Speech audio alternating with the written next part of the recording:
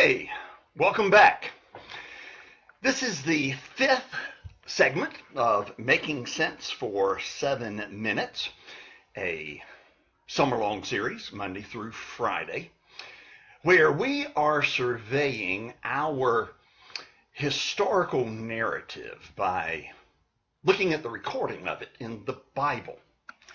And, of course, asking that imperative, immeasurably relevant question: so what? Well, in the beginning, God created. And when he was just about finished with the process, he took Adam and gave Adam the privilege of naming all of the animals. God has created us in such a way that, being in his image, as we talked about last time, we too are creative. But God, it's like he opens this space where you and I can pursue our own creative endeavors within his creation. We are, as J.R.R. Tolkien dubbed us, sub-creators. So, here's Adam. Elephant. Horse. Aardvark. Presumably, he could have said horse, elephant, quackenbush. Adam had the freedom to name any of the animals anything that he wanted to. But now what he could not do was he could not change their nature. So, as it turns out, in such cases, as in the case of a rose, it doesn't matter what you call it, because a rose is a rose is a rose, and a rose by any other name will smell as sweet. The names of certain things are changeable, but their fundamental natures are not. Their natures are immutable. They are not subject to change, ever. But there are some other things which God not only created, but also clearly established and defined and named, so that everything about them is to be considered immutable.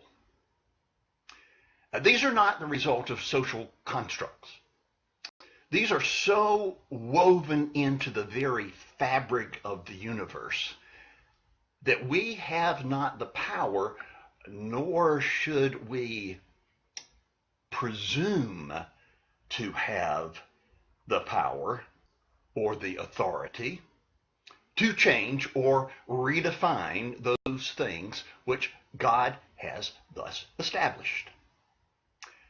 Let me give you 3 things that are, from observing God's creative process, clearly to be seen as thoroughly immutable. One is personhood.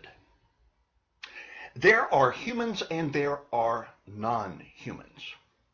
Neither a forest nor a river will ever attain personhood, no matter how many bills a legislative body may pass to the contrary.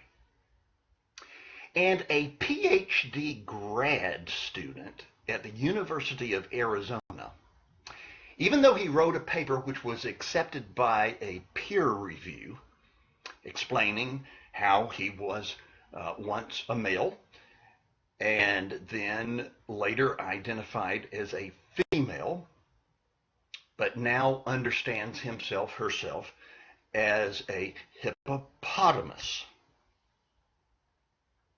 That grad student's perspective is false.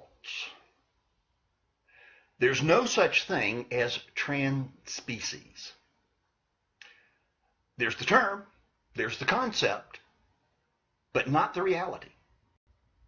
Second immutable aspect of creation is gender. As we are told in the Genesis account, that when God created humans, he created them male and female. And this distinction between the two runs very deep. Here's the scoop. A male is a male is a male. A female is a female is a female. And